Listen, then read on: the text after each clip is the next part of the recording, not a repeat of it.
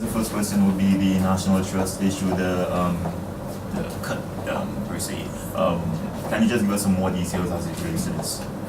Well, I don't want to talk specifically about National Trust, but I mean, generally, since I've come into government and even in opposition, I've talked about a zero-based budget, and that everybody has to justify every single cent that we're spending. I mean, right now we have a cash problem in the government.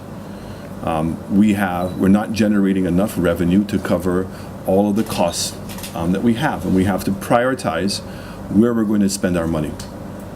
So the Saint Lucia Tourist Board is gone as an entity that we've known it. The Jazz Festival has changed, and we've now made it into a summer festival. Radio Saint Lucia is under review. The Printry is under review. The Post Office is under review. The Saint Lucia Marketing Board is under review. The fisheries are under review. Government spends or transfers almost $114 million a year to different entities. And every single cent that we have is under review. In the case of the National Trust, the intention is that I don't believe that government should be paying for the recurrent expenditure of the trust. So if the trust has a business plan and wants to make an investment, then they're free to approach the government and make that request, and we'll invest it on the basis of the merit of the project. As I indicated to you previously, the trust had submitted a plan to Cabinet, of which Cabinet is still awaiting final information, a feasibility study, which called to convert the current museum into a conference facility, and the restoration of an older building to become the office of the National Trust on Pigeon Island. So I'm still waiting to see whether that makes financial sense. They talked about having to sell a piece of land that government gave them in town, and to invest over $6.5 million. So again, I want to be very, very clear, because I've heard some of the rumors going around and some of the statements that I'm upset with the trust and this is a revenge. That's furthest from the truth. I've continuously said that the trust is an advocacy group, and I support and I respect them as an advocacy group. At no time has my government at any occasion tried to bypass the trust. In fact, the Dolphin Park investment that came went to the trust. I didn't make any pre-announcements. I didn't lobby anybody. It's for the trust to make the decision. All I've indicated to the trust is that a vote by their membership is not a sufficient answer. Then they must give us in writing the pros and the cons of the project and tell us what their position is. And so that when Cabinet now sits down to make a decision, that we have that information in order to be able to put into our decision-making process. So I'm not vexed with the trust, okay? But at the same time, the trust, as all entities in Saint Lucia, are going to be required to justify how they're spending their money.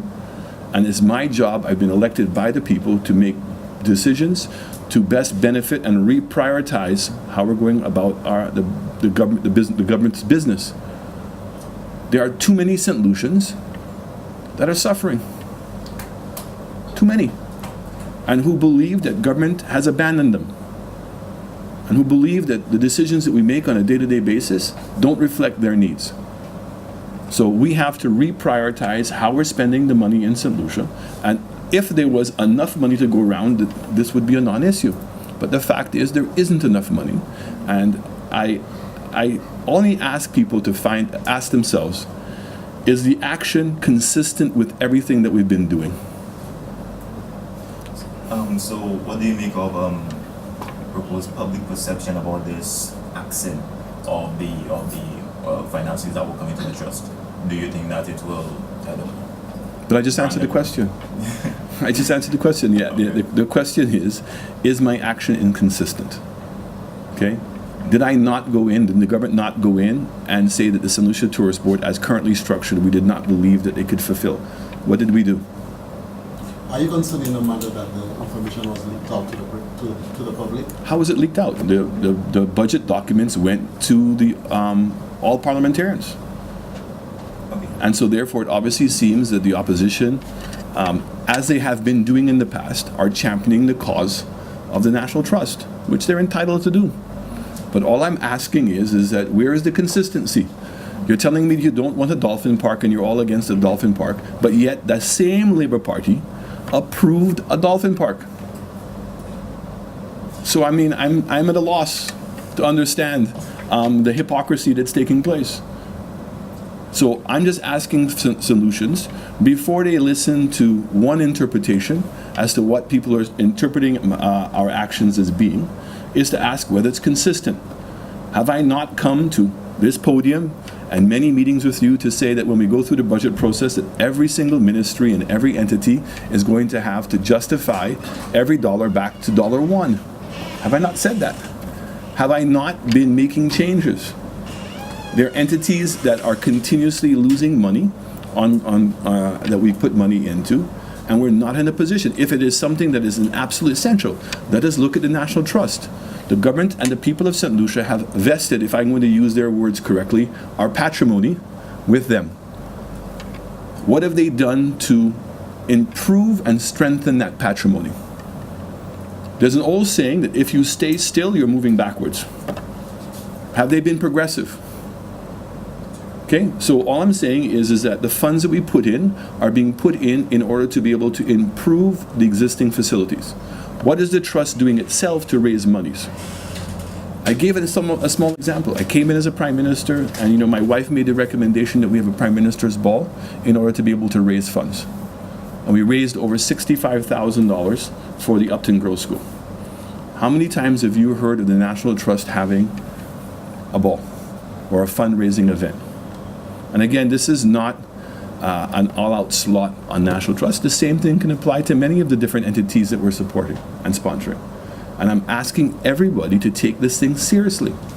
If you have assets, as the Trust does, why aren't they developing them? Let's look at another entity, Sufer Development Foundation, who also have been given a patrimony of St. Lucia in the form of the Sulphur Springs. Does the government of St. Lucia provide any subvention to the Sufer Development Foundation? The Sufer Development Foundation just recently took over the Piton Trail and have made an incredible success of it. What assets does the Trust have that I can look at and say, okay, the capacity is within the Trust to develop these things, and they're generating their own revenue? As it relates to the proposed sovereign fund for the CIP program, can you give us some more details as opposed to just the lending of the investors? Sure. There are 4 companies that are putting in bids to be able to manage the fund. So the sovereign fund, in legal terms, acts like a trust. So in essence, it's owned by the people of St. Lucia, but we're going to put it into a trust and allow a third party to be able to manage that trust in terms of how the money is going to be invested. The funds that are going to be coming from the sale of the CIP programs will go into the sovereign fund. There are some projects in which the funds will go directly into those projects, based on those projects bringing people to the table. So once the applications are going through the CIP, so let's understand the role of everybody. You have a bunch of promoters and marketing people and developers who are all responsible for identifying potential clients. Once those clients are identified, the application goes through the Citizenship by Investment unit. So the CIP unit is exclusively responsible for the approval of anybody who's made an application. Once the application is completed, the person then transfers the funds into the Citizenship by Investment unit. The unit maintains 20% of those funds in order to pay for marketing and to sustain itself. The rest of the money goes into what's called an economic development fund. It is the intention of our government that instead of the money going into a fund which has no regulations in it, to put it into a sovereign fund which will be highly regulated, and it will not be under the control of the Prime Minister or the Cabinet to make the decisions as to where that money is invested. Okay, so you are saying this sovereign fund is replacing the previous fund that was already established? It will be an additional fund with the intention that all the monies that we get will go into that fund. Okay, so will these funds be working side by side, or what is the process like? When you say working by side by side? The previous fund for helping to improve the country for investment, I guess that's the same thing that sovereign fund is doing. That's not true. The Economic Development Fund that was established is only a bank account. The former government did not put any regulations or any guidelines to that fund. Sir, tomorrow, second session of Parliament will be opening. There's a report that the minister is resigning because of take up the post of deputy. So what will you say to this? And is there any truth? Well, we have to wait till tomorrow. I don't want to take away all the suspense. So have you solved the issue of deputy because they have Our government solved the problem of the deputy long ago. As it relates to the CIP again, sorry about that. We've seen countries with the program implemented seen a decline in numbers recently. How does this augur for our own CIP program, and does this fund actually help to, I don't know, more or less urge people into our country as well? Well, the CIP funds that have been in existence the monies have been predominantly used to help pay off debt. So I know in the case of Antigua, particularly in the case of St. Kitts, certainly has been the case of Grenada, maybe a little bit less in the case of Grenada, but it has stimulated investment. And that is what the CIP programs predominantly were designed to do. You know, after the recession, there was no monies to be able to help get private sector investments off the ground. Okay, the former government waited until it's almost last year to be able to implement CIP. Prior to that time, there was no investors coming to the table. None. The CIP now has encouraged people because now investors are seeing that there's an opportunity to get assistance in getting their project off the ground. They don't mind bringing money to the table, but they don't have 100% of the money. And we've seen that banks have been reluctant to lend monies in projects at this point until they can see a turnaround. So the CIP was a way of doing that, and it has successfully done that. The question is, how do you manage the CIP process? You know, so the allegations by some people that we've jeopardized the CIP program, we have not. The only thing that we changed was the price, but the actual processing of the candidates has remained the same. In fact, has gotten even more stringent in that we have regional security forces that are now participating in that overall approval process.